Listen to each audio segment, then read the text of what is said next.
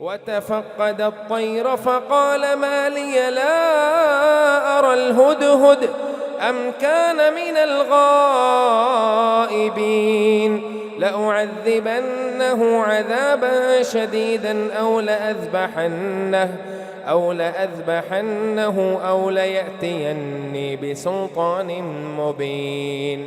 فمكث غير بعيد فقال أحط بما لم تحط به وجئتك من سبأ بنبأ يقين. إني وجدت امرأة تملكهم وأوتيت من كل شيء ولها عرش عظيم.